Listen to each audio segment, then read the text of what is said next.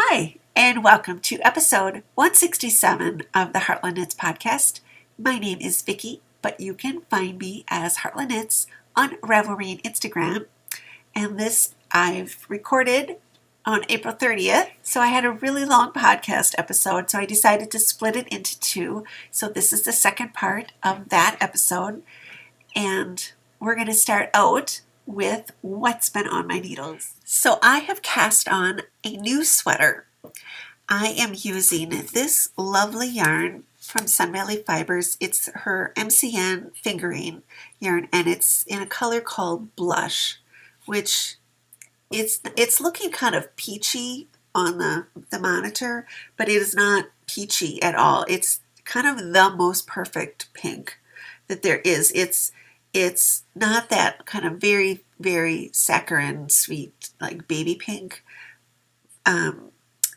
It's really just the perfect pink. And so I am casting on a sweater out of that. Right now, I'll show you, I'm kind of still in the swatching stage. And so this is my little swatch that I worked up last night. Just trying to figure out my gauge, and it's got kind of twisted stitches and lace.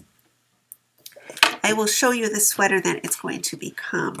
The sweater is from this book, which is Let's Knit. I think this says it's like number 13. It's obviously a Japanese knitting book, and I would throw a picture up from Ravelry, but nobody's ever knit this before. I think part of it is kind of how they have it styled in the picture. I bought my Japanese books kind of maybe 8 years ago or so, and there were several in here that I really liked. This one was not on the radar at all. I didn't even look at it. And then kind of this winter, when I was thinking about sweaters that I wanted to knit kind of for summer and kind of to wear with little dresses, I paged through here and I saw this one and thought that would be really pretty, but you sort of have to. So here's the picture of the little cardigan. You sort of have to isolate it from they have it over the top of this sweater, which is a pretty sweater, but it's together, both of them is just a little too much. But I think it'll be really pretty. I love the kind of rounded edges and the kind of one button closure. Really pretty. I've never knit a true like Japanese pattern out of one of these books. I've always wanted to. I've used my Japanese stitch pattern, dictionary kind of stitches. I've used those and plugged those in lots of different places, but I've never done an exact pattern out of here. I don't speak Japanese. I can't read Japanese. Their patterns are also like the German ones. You don't really need to know the language if you have a few little kind of hints along the way. And when I bought these books, and I think when I bought my Nibelings from the same place, and I can't remember the name of it. It was in Canada. And it might not be there. She might not be open anymore, but it was the nicest lady, like ran the website. And when you bought like these Japanese books, she included all these different pages sort of things that she wrote up. I don't know if she taught classes up there or what, but she like how to read them, how to decipher them. And they would have like sort of, the kind of the Japanese characters, like for very common, like for stitches or for rows or for gauge or whatever. And she would, so that she would write that out for you so that you could see, okay, that means stitches, so that you could look for that. And then she also this is it from an actual pattern, so I feel like I'm okay like showing this to you, but the patterns are written out kind of line by line like the English patterns are.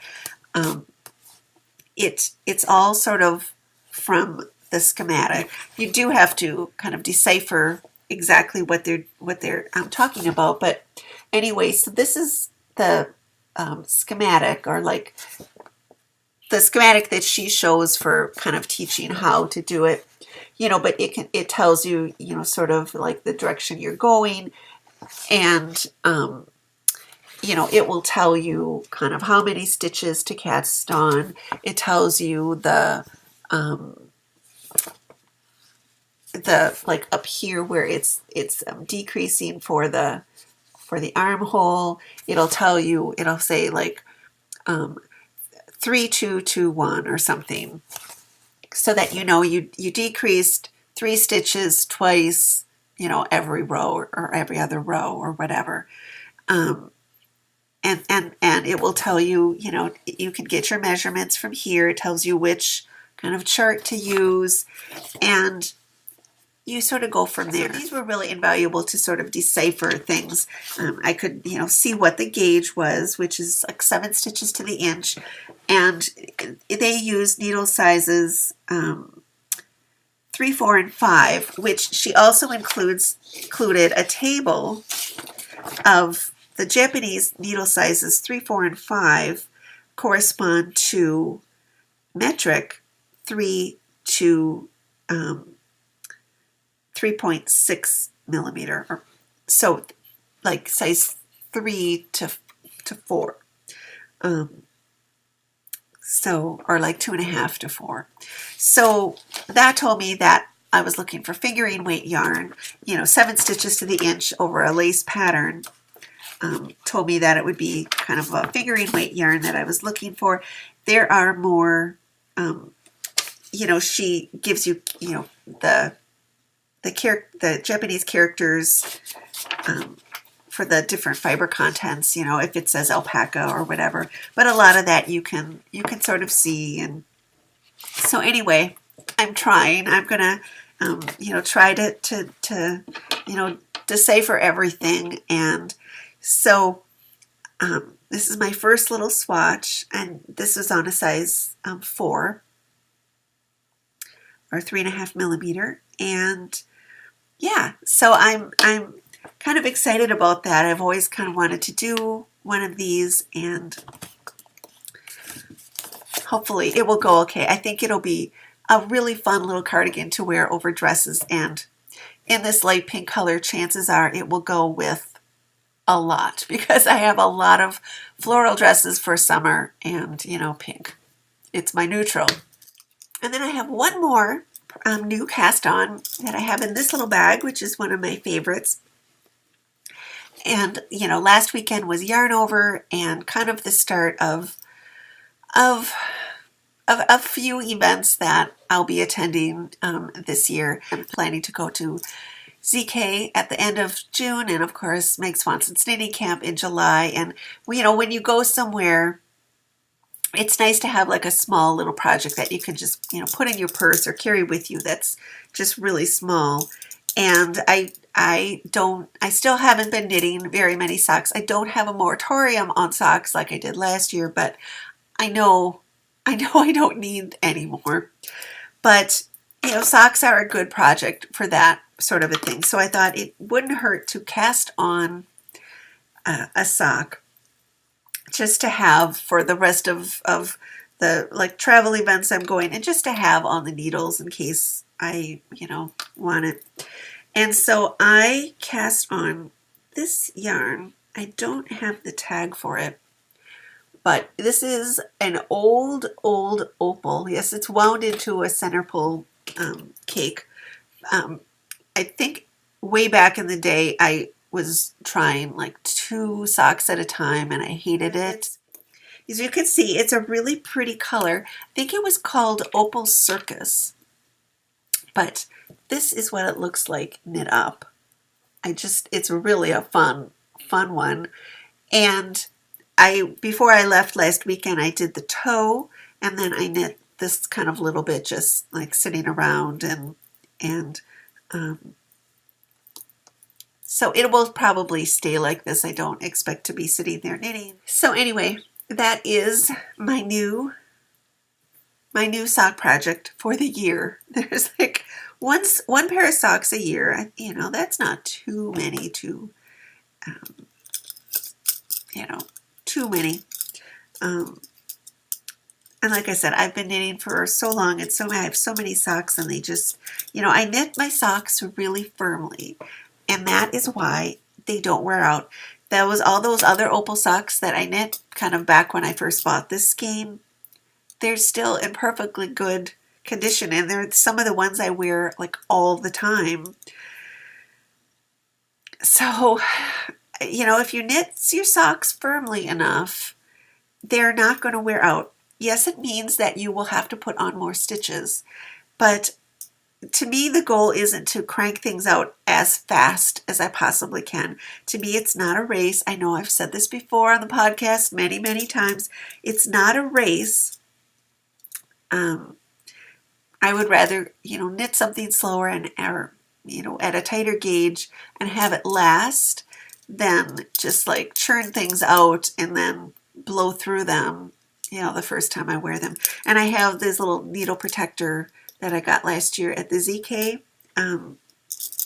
in there because, little sock needles are especially sharp. In sewing news, I don't have any substantial kind of physical sewing to show you because I really haven't been kind of sewing almost this whole month. I had been working on the muslin, and then I knew that I was going to be getting my dress form, and I sort of held off working on it anymore because I thought it would be easier to do it fitting it to her.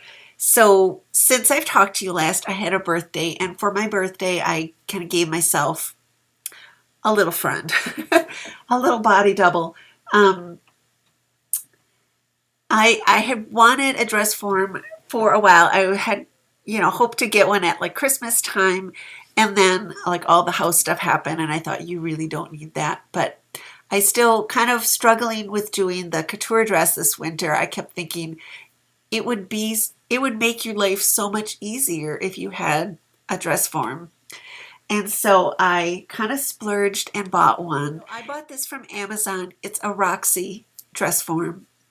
There are different kind of levels of these things, and like kind of the high end one are the wolf dress forms, which kind of professionals use, and I think you can send them your measurements and they can make one to fit you. They're made in the U.S. I think they're probably very high quality, and they have a very high price tag too. They're like $1,000 or something like that.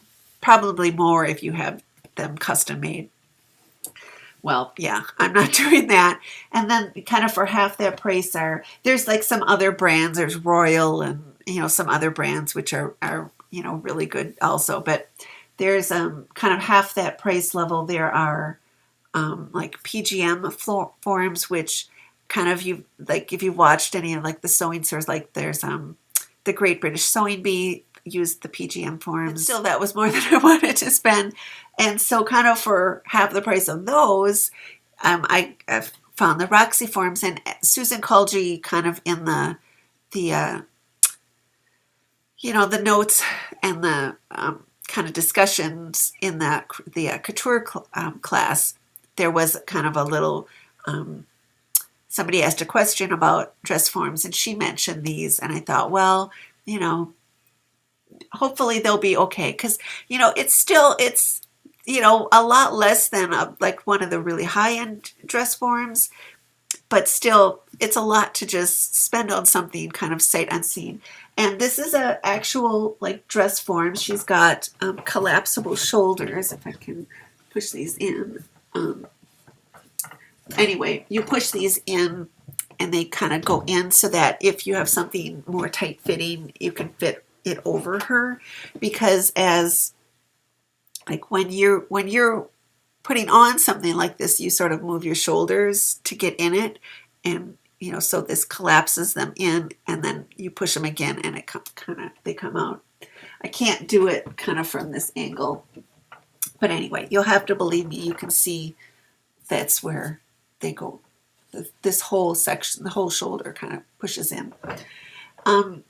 It rotates. It's got I can push that down. It's got a skirt cage or dress cage or whatever. It slides up and down So you can make it a different height. It's on wheels, it moves. So this is different than kind of the display sort of dress mannequin kind of things, in that the proportions are a little more accurate. Things that you can't really like fix, by padding it or whatever, like, shoulder width or shoulder to waist or kind of under bust. Those kind of things on those display kind of things are just off, and you can't fix the shoulder width. So these are done according to different sizes, but I got one sort of close to what my measurements were, but I still had to pad her out. I did it sort of, I looked on different sewing, blogs, and there were some YouTube things. It took me kind of a while to get her, it fit just kind of how I wanted it. There is like a system sort of that you can buy that I think it's the Fabulous Fit, and they have different like pads that are supposed to be like different shapes for different parts of your body, like, for your hips or your stomach or whatever. It's pretty expensive. I think it's like $80 just for padding out the mannequin or the dress form. So I thought I wanted to kind of give it a shot. So I just padded her out with kind of quilt batting that I bought on sale at Joann's. And I'm really kind of happy with how I did it. You'll see a lot of the YouTube videos, they were not very like careful, and because I mean, you can, like measure the waist, to whatever yours is, and get it to come out. But that doesn't necessarily mean that, if your waist is 31, it doesn't necessarily mean that it's 15 and a half in the back and 15 and a half in the front, because I carry more weight in the front. So I tried to be I would do like one, like the front side and then the back side, and, then made sure that it measured right, because I felt like I really wanted, if I'm going to use it to actually fit things, I want it to be like my body double. So I felt, pretty good when I put this dress on her, and it fit her, close to how it fits me. So all in all, I know when I posted about it on Instagram, a lot of people asked about it and said, oh, I want to hear, I've always thought of getting one. And like I said, it's kind of a lot to just spend on something sight unseen. And you read the reviews on Amazon, and some of them were, it came all damaged and all of this. So I felt you can buy it directly, like off the Roxy website or, some other websites. I just felt a little more secure buying it on Amazon, and then I could get Prime shipping. That if it came and it wasn't, it was damaged or something was wrong with it, that it would be a little easier to kind of return it that way. It has got a cast iron base, so it's very heavy. It's about 35 pounds. And that was the thing that kind of shocked me is, and it's in a big box, obviously. But they sent, something that big and that heavy usually gets sent UPS or FedEx or whatever. This was just sent through the mail. So the mailman had to deliver this great big box, and he was so nice. He kind of came up to the door and he had it on his shoulder, and he rang the bell and he's like, let me just bring it in and put it. So he put it down on the floor in the living room, which, was perfect. It didn't come, damaged at all. It didn't have really directions, but it's not too like terribly complicated to put together. You put the little wheels on the base, and you put the little thing on the top of the neck, and and then there's like a pole that it goes up and down on. And that was the part that, with just me putting it together, was a little tricky, because you have to like lift the whole thing up and then put it down onto the pole. And as you lift it over your head, you're going to hit the ceiling unless you have really high ceilings. And I didn't want that to happen. And so I had thought about, well, I could sort of lean it kind of against the arm of a chair and then kind of put it on that way. But there's a like a pedal at the bottom that you depress to raise it up and down. And you have to have that pedal depressed in order for the thing to fit over. It's got like a little mechanism at the top that they slide and then kind of slide back. And you have to have that pedal depressed so that you can slide it down. So that didn't, unless you had two people, one to put it on and one to depress the pedal. So that didn't work for me. So I ended up having to take it outside where, it wouldn't hit the ceiling to get it on. And it's a little cumbersome to put together. So other than that, but so far I'm really, really happy with it. It was it's in, came in really nice shape. It has, so it comes with, it's like a linen kind of cover. And I padded it out with kind of batting, which, is sticky. So what I did was I bought it. You can sort of see this is like a stretchy sort of a cover. I got this off Amazon too. It's a kind of stretchy little mini tube dress kind of thing, which, covers everything and, smooths everything, all the different kind of layers of batting that's under there. So I, got that. And so all in all, like so far, I've been really happy. It, on the linen cover as it comes, it has kind of, it's, sewn with like princess lines and like the middle line, the side, side seams, which kind of are used for draping and things. But I think that they would be useful, like even for fitting sweaters or, to like hold up the muslin and to see that it's reaching the side seams and stuff before I'm sewing it. So I'm thinking of just getting some ribbon, because I can see the little tube top goes like to here. And so I can see where those lines are, and I might just get some of like ribbon to like mark those lines, back so that I can, make sure that like side seams are on the side and things. I think that might be sort of helpful. So, but other than that, she's all done. And everybody, always names their like mannequins and things. And so mine is named Allison.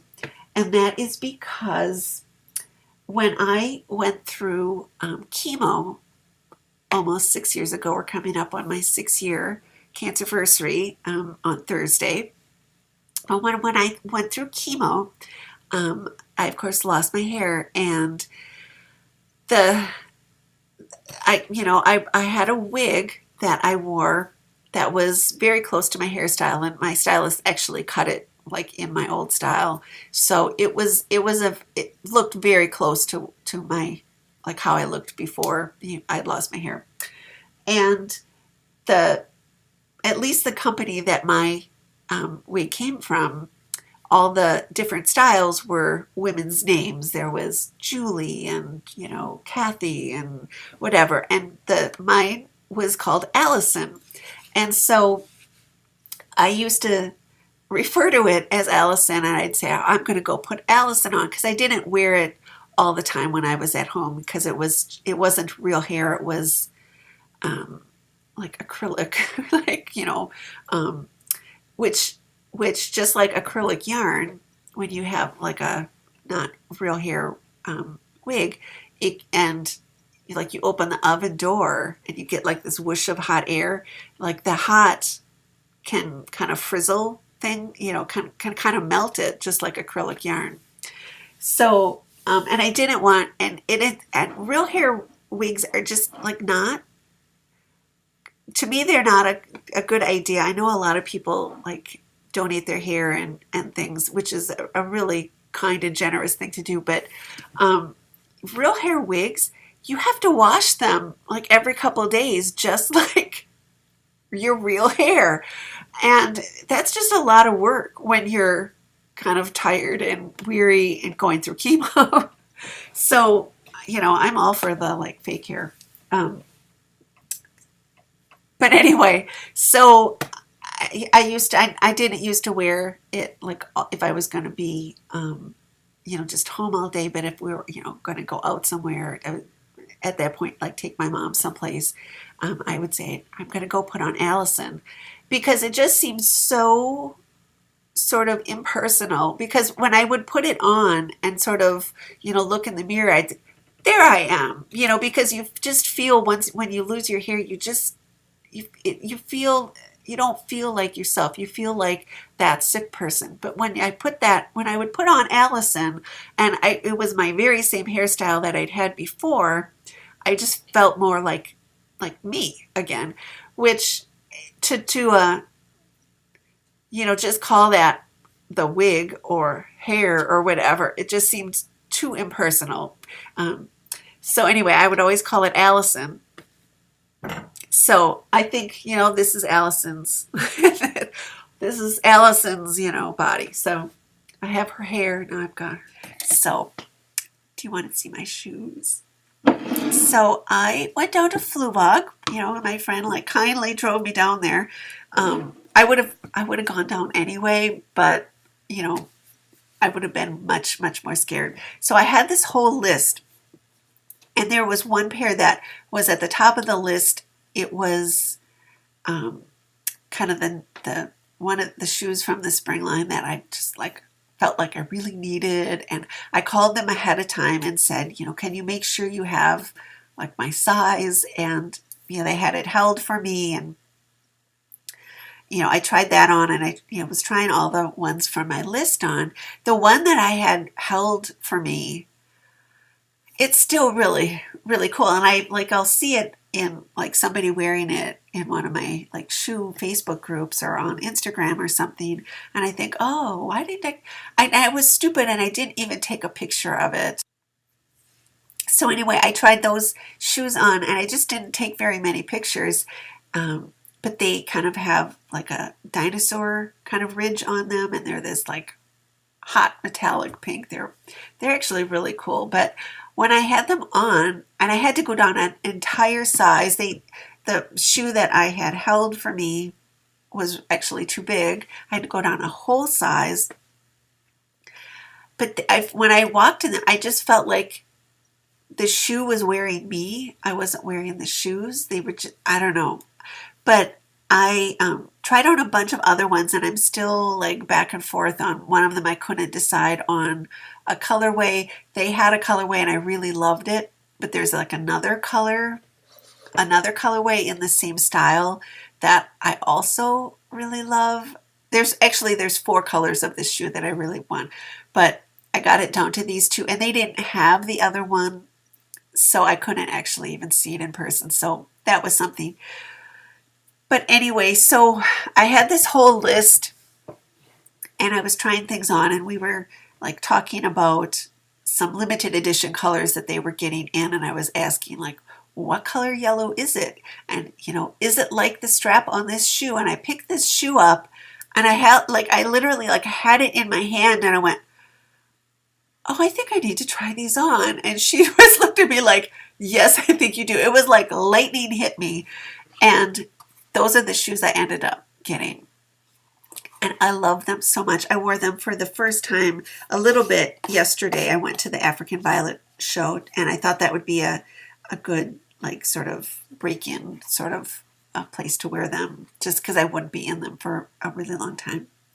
But they are so pretty. I just love them. So here they are, and the color is not coming up right. It's better but it's still not coming up right. And this is a shoe I'd seen online, and they were completely off my radar. They have like a squared off toe.